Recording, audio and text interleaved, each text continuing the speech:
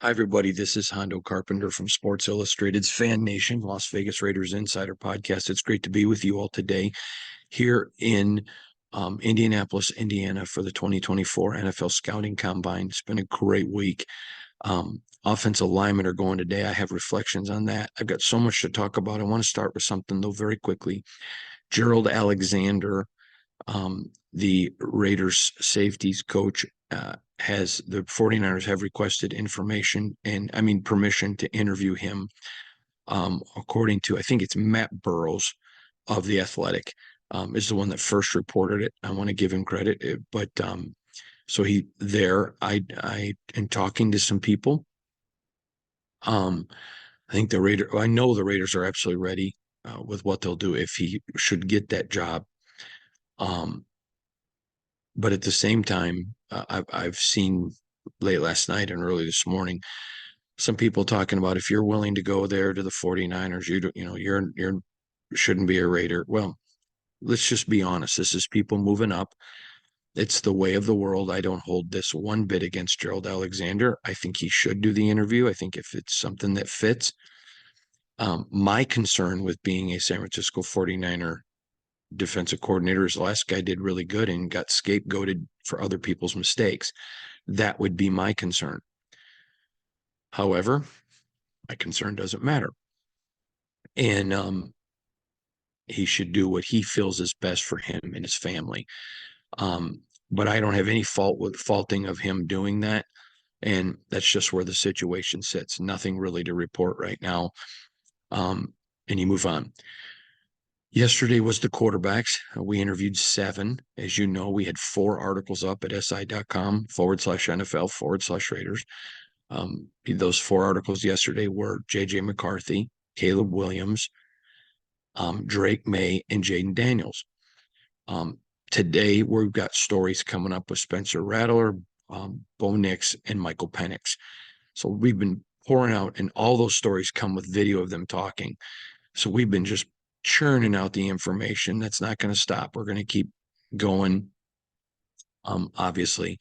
But so today's offensive lineman, and there's going to be a bunch of them that the Raiders have strong interest in. So we're going to talk to all of them, get some feedback from them, talk about the process. I had something very interesting yesterday that I thought you would appreciate and that you would like to hear about. I will just tell you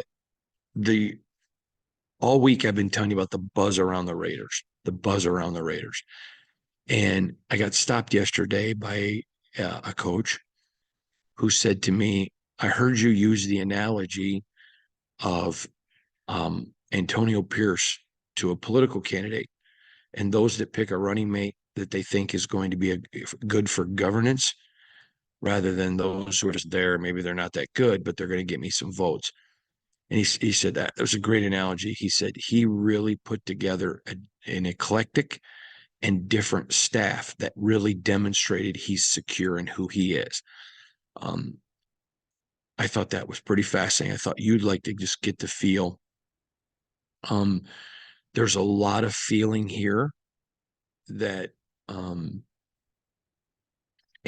Antonio Pierce won't get a ton of time to prove anything. I had a couple of people say, man, I hope he's able to do something quick. I didn't hear anyone that's rooted against him. And I know some people that if they would have told me that.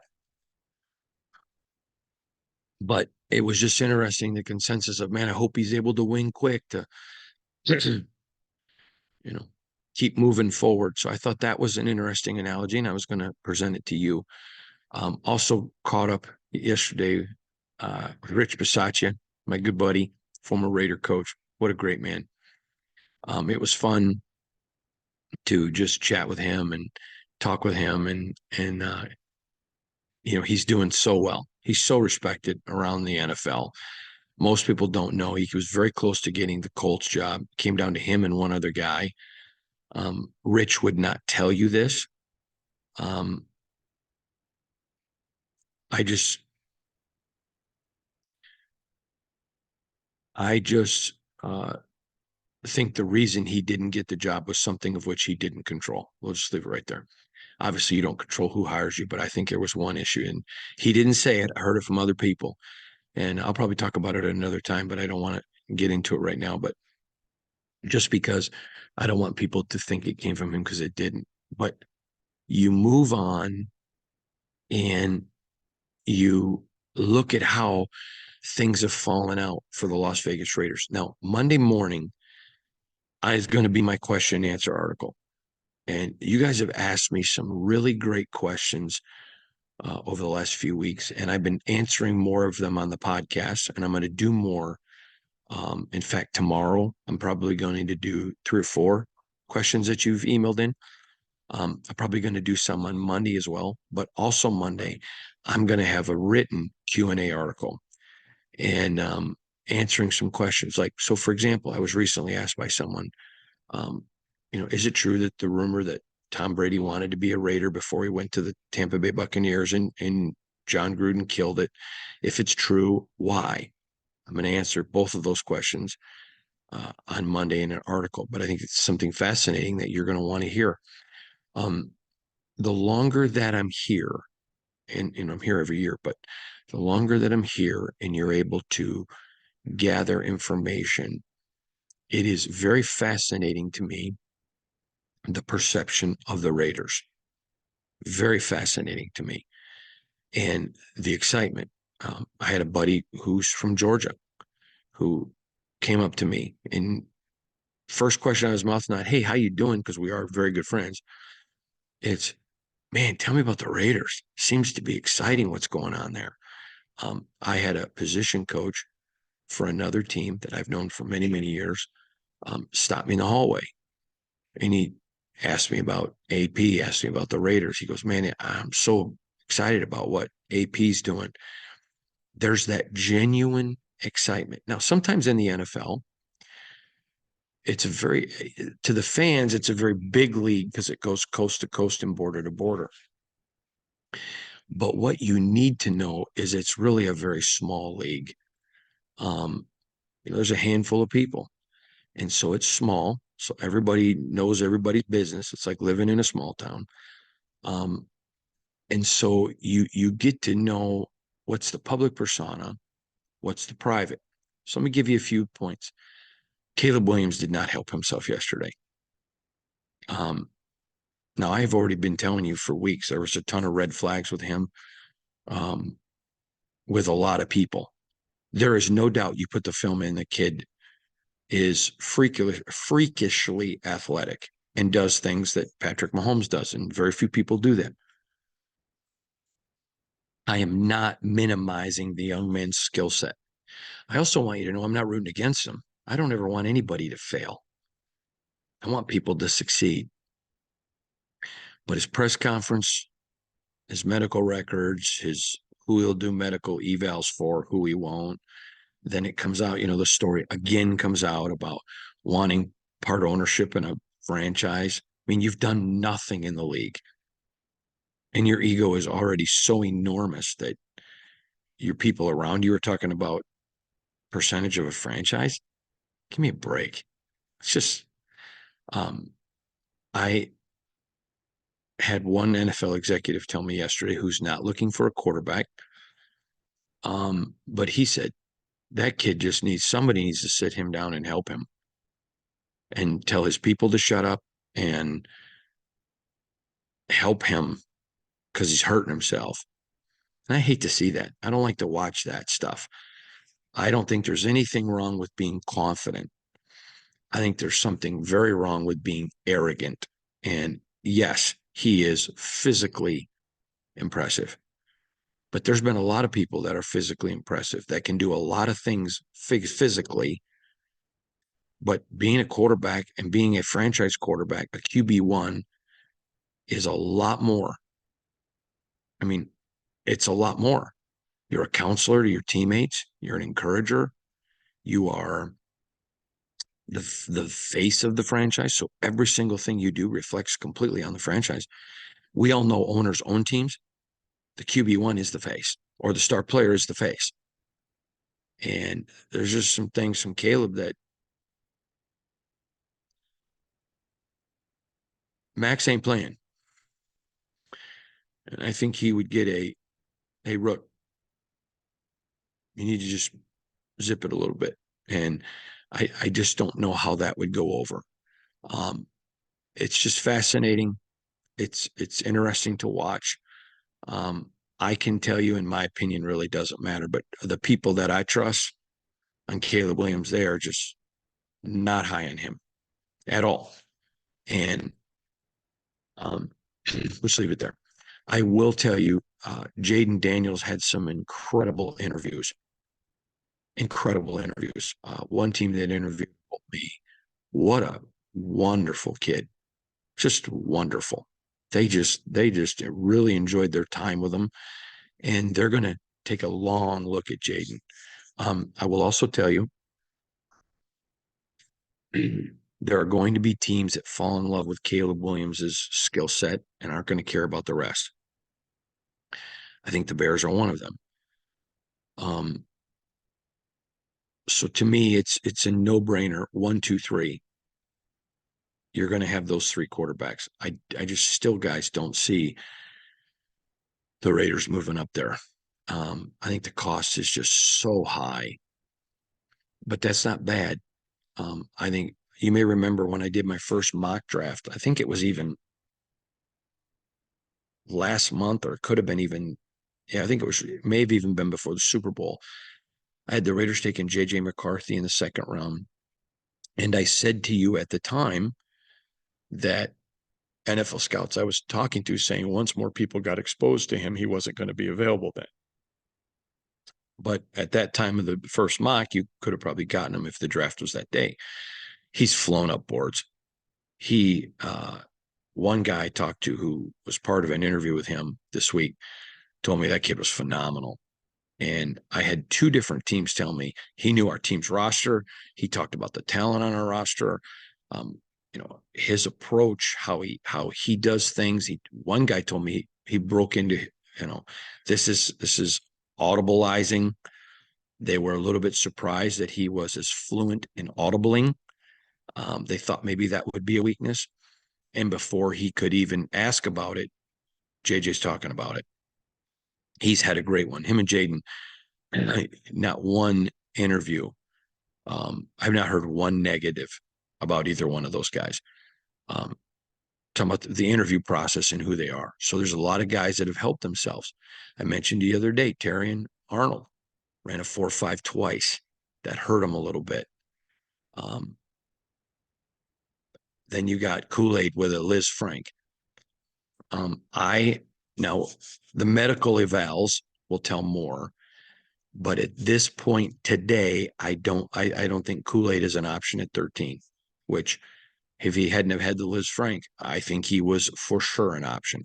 JC Latham, is going to go today. The young man from Oregon State is going to be out there today. Those are a couple of offensive linemen that are surely on the board. Latu. I know I'm not saying it right. I'm not trying to be disrespectful with a name like Hondo, so please forgive me, but it's Latu. I think is how you pronounce it. That's a young man that impressed a lot of people. Just character, integrity, workout, talent. So I think we're going to come away from this with a lot, and we're going to start to be getting a real view of free agency. Not this Monday, but a week from Monday, I'm going to begin. I may start a little before, but that's when I'm going to really hit hard on free agency. I think the Raiders are developing their plan now. They're very aware. They're going to be looking for specific players. There's going to be 1-year deals that you just fill a hole. Then there's going to be some guys with potential multi-deals. I also would not be shocked to begin hearing about some long-term deals for Raider players being extended. That's very, very big to Tom Telesco. Telesco believes that you reward your guys. And, sometimes you got to let people go because of salary cap. The Raiders are not in bad salary cap. And I've said it a couple times. And even though I've seen him this week and he's my friend, Dave Ziegler, I don't think he gets enough credit. He did a masterful job. Jimmy Garoppolo certainly helped, and the salary cap jumping certainly helped. But the Raiders are players; they got money, and they're going to spend it. But I'm also going to give you this caveat. I was talking to Tom Telesco this week, and we talked about their salary cap position, and it is very good. But he really got into detail about, but we want to save some money because there's some guys that are coming due for contract extensions down the road. And we want to make sure we keep our guys. I just thought that was very intuitive of him. And it also sent a message to the locker room. I heard from one of the players who watched my video that I put up of him saying that. And he mentioned it to me and said he had texted a couple players about it. So I thought that was very cool. I thought that was very it just scored him points. And right now, Telesco's doing everything right. I think it's imperative right now. One of the things that the Raiders are doing very well, I was talking to a NFC guy who I know really well. And I said, what is your impression of what the Raiders are doing now? And he talked about, it seems like Telesco has a lot of Ziegler in him, very smart, very disciplined. He talked about, Tom was with the Bolts a long time. And there were some things that he did really well, and then some things that the team didn't do well that weren't his fault. And I think he's enjoying getting the opportunity to show what all of his leadership is. I am going to tell you a couple things that I think are very, very important. This is Antonio's team, but Telesco is clearly the boss. And what's really cool about that is I've said all along, I think you have to have that little bit of separation. But what I really like is it's not Telesco running around, with his head up in the air, acting all, I'm the big dog. He works in tandem with Antonio. He is a terrific listener to Antonio. Him and Antonio, I mean, I'm not trying to make it sound like they've been working together 40 years. They have. They're still working out. But I've told you before, multiple people have told me how impressed they are with the way they work together. And the thing that hit me is the trust that Antonio Pierce has in him. I'm in no way going to share anything off the record or private, okay? But I am just going to tell you, in talking to him, it is very clear that Antonio Pierce trusts Tom Telesco. And if you're a new coach, and the feeling around the NFL is he's not going to get a long time to prove who he is. To have that trust in Tom, I think is very cool. And I think it speaks a lot about both men's character, that they both understand that they were hired to be fired. They both understand that there's probably not as long of a chain on them, on their, a leash, but let's do this together. I think that's really cool. I forgot about this. I was told by I have to think of the team, NFC team, that they think it's really cool the way Tom Telesco with JoJo Wooten and Champ Kelly and the staff that was already there are all working together.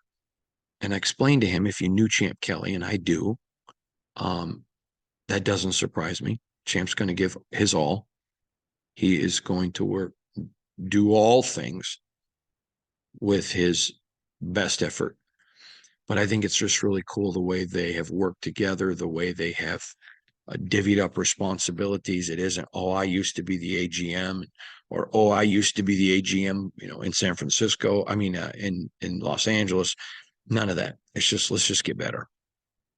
So here are some things so far that I think should encourage Raider Nation.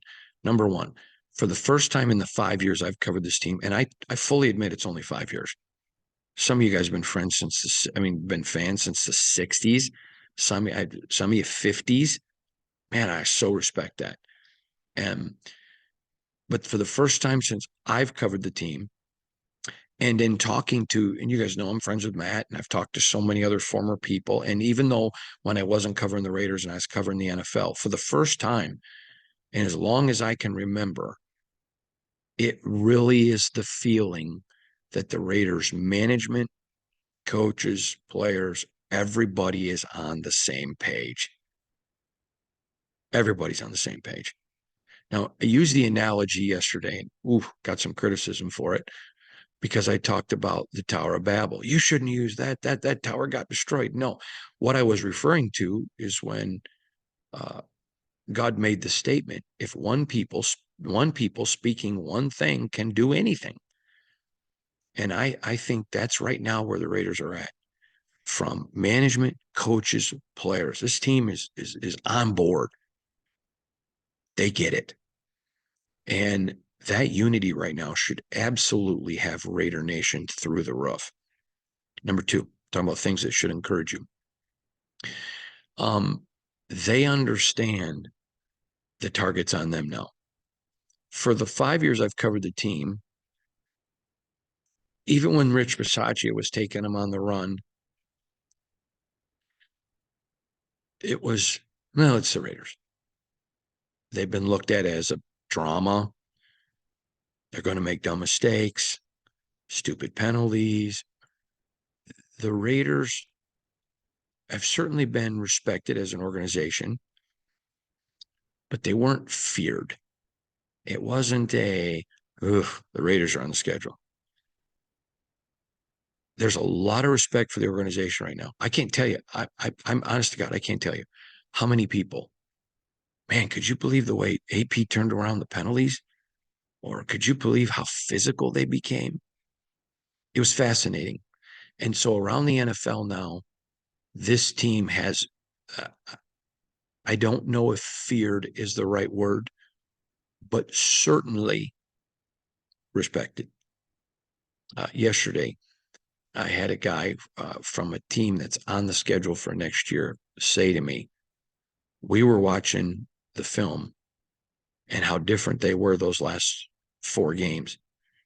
And he goes, I think a lot of people in our building got a newfound respect for the Raiders. So the first one is everybody's on the same page. Second one is there's a newfound respect. Why? Because they're not beating themselves. Now, I had a coach yesterday tell me one thing you could always count on with the Raiders is you just would tell your guys, hey, I know we're down, but listen, they're going to make a mistake. They cost themselves games. I thought that was fascinating. They're going to cost themselves games. Brutal, brutal. And it's not that way anymore. I think that there's a lot of people that know physicality is back in style in the silver and black. I was asked yesterday by a friend of mine, how do you enjoy being in the desert covering the Raiders? And I told them I love it. And they go, what's the biggest surprise? And I said, the first 4.5 years, I kept wondering, when are they going to play Raider football? This is part of the reason I was willing to take this job. Why? When are they going to play Raider football? And I go, but those last 4 or 5 games, they played Raider football. And I think a lot of people notice that around the league. And I think now, I don't know that I would use the term feared. I think that's too premature. But I would certainly say that the first point of being excited if you're a Raider fan is everybody's on board. Second point is that this team now is playing Raider football and they're respected. That's a big deal. Now, third thing that I think should excite you, and I think it's a big deal, is the amount of players talking about the Raiders here. What AP did as a former player in getting this team going, the excitement. I had a coach tell me yesterday, he goes, all the videos of them smoking cigars in the locker room, he goes, man, our team talked about we need to start doing more videos like the Raiders social media department because guys see that. Guys see it. And this guy told me, he said, some guys on our team are like, well, how come we don't have fun like that in the locker room? That's pretty cool. And I think that sends a message that it's fun to be a Raider. And you want people who want to be with you. You want people that aren't with you just for the money. I'll give you an example. When when I covered the Lions, I love Detroit. Great city. It really is it has such a bad reputation. It's just not warranted. It's a good city. But a lot of people didn't want to come to Detroit. They had a reputation as losers, even though they had the new facilities, which were amazing, and the new Ford Field, which is so nice. They had reputations as losers. Maybe not the most, I really want to be careful here. Maybe weren't the best payers. They had a lot of things going against them. And so they knew if they were going to go out and grab free agents, they had to overpay. Now, Dre Bly, you may remember him. He was an all-pro corner. Great guy, by the way. I love Dre Bly. Love him. Coach now, but just salt of the earth human being. Well, they needed a corner, and he played well for the Lions, but they had to overpay. Raiders aren't in that spot anymore. They're in a state with no income tax. They have the best stadium in the NFL. They have the best training facility in the NFL. And they have a coach that everybody wants to play for. So they don't have to overpay. They have a lot to sell right now, a lot to sell right now. And I think that Raider Nation maybe doesn't understand that. Now, if you think they're going to wantonly just go throw money at the biggest names, you're missing it. They're going to be strictly disciplined. Hey, does this guy fit in our environment? He may not be the biggest name. We don't care. Does he fit? Is he going to come in here? Is he going to be a Max Crosby type guy? Is he going to be a hard worker? Is he going to what's he going to do? What is he going to do? But they're going to be buyers, but they're going to be very disciplined in how they buy, with a priority on re-signing their guys, but very disciplined on how they buy. But that's another reason why this offseason for you Raider fans, this should be just getting you jacked up. March, April, May, June, July. Yeah, we are 5 months away, and you have a lot to be excited about. And then the last thing I want to talk to you about with excitement that I think is interesting, and fans may not always notice this, but it's coming through very loud and clear here at the NFL scouting combine, is your first one is you're in unity. Yeah, the second one is the respect is there. Yep. Third one is you're not going to have to overpay because other people want to be part of your organization. But here's the fourth one, and I think it's really important, is your players are recruiting. Now, let me give a little bit of detail. We had some stories yesterday, going to have more today, on the latest NFL Players Association survey, where the players made it very clear they didn't like the way Josh McDaniels was the head coach. It wasn't that they hated Josh, but they didn't like the way he ran it, which I understand. But now I know of one player last year that the Raiders wanted as a free agent, and one of his buddies on the team was like, I'm glad I'm here. I like it. My family's here. I'd love to have you, but he wasn't selling it. They're selling it now. They're selling it. On the first day, we had a video of a guy Max Crosby wants to sit down and watch film with him. The Raiders are out selling the Raiders, and I'm talking about the players. And I mentioned unity, but this is different. You can have unity. All right, we're family. I have some people in my family that if you ask me, are they family? Then I have members of my family that if you said, are they a part of your family? Oh yeah, I love them. The Raiders are out there selling the Raiders, and you're hearing it a lot. You're hearing it a lot that they're out there talking to guys. Hey, you need to come join me. Hey, you need to come be part of this. And again, I'm not going to name a name right now, but I will tell you there's one guy in free agency that I know a couple of Raiders have been working really hard to get him to, hey, come on over to the Silver and Black, who I think would be an immediate impact player, huge impact player. I just like the way the Raiders are doing things right now. And those are just a few of the reasons why you should be fired up. So today we're going to be talking offensive linemen. We're going to talk to all of the ones. We're going to have lots of stories and videos for you. Most of today's will go up Sunday, Monday, but we look forward to bringing you all of this. I just want to thank you. We are growing exponentially, and it's all because of you guys. It has nothing to do with me. It's all because of you guys. We're giving you this information, just voluminous amounts, 100% free. And you guys are taking with it and running with it. You are subscribing, you are sharing, you are commenting, you are liking, you are telling people. And when you do that, it allows us to continue to present you with voluminous amounts of free information. And I don't think this is talking disparagingly of anyone.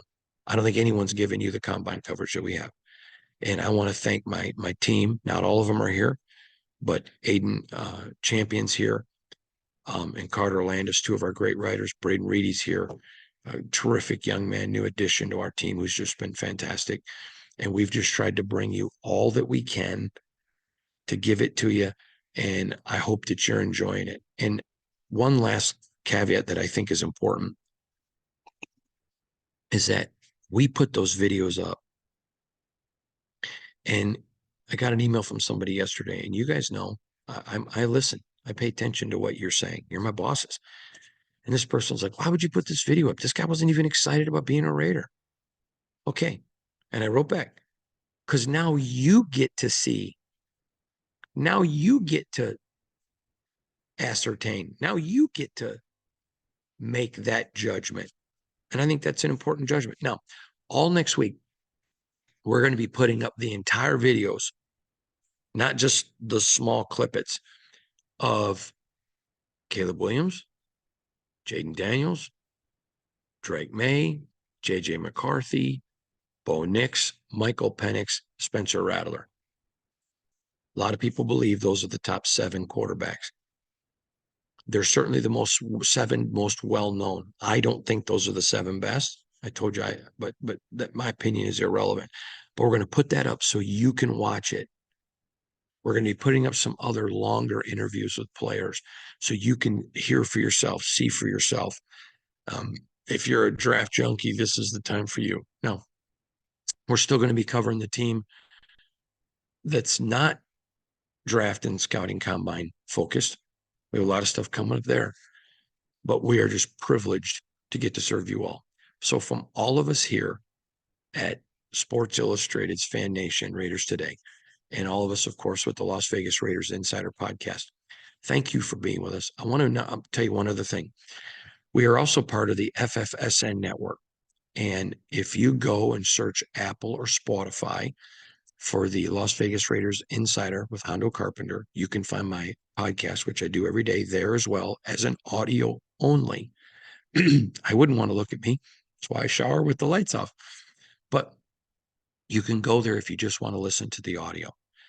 Now, additionally, there every single day, I do a 4 to 6 minute exclusive just for audio only, which is called Riding with Hondo and Dexter. Now, obviously, Dexter's not here in Indianapolis with me today, so he's not on this exclusive. But it's just where maybe I talk to an agent, maybe I talk to a coach or a player, maybe I got a tip, maybe something's standing out to me. Just a short little 4 or 5 minute, 6 minute video that I mean audio that I do every day, just giving you even more tidbits of inside information with your beloved Raiders. So check it out there on Spotify or Apple wherever you get your podcasts. And again, it's Las Vegas Raiders Insider with Hondo Carpenter. Thank you.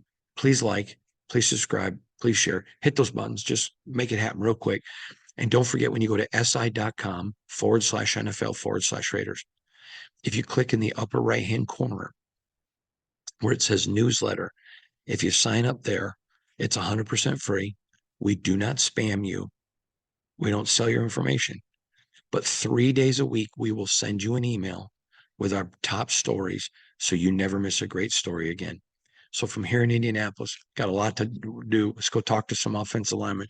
Wish you nothing but the best. Have a great Saturday. God bless you all. Thank you for watching, listening, reading. Have a great day.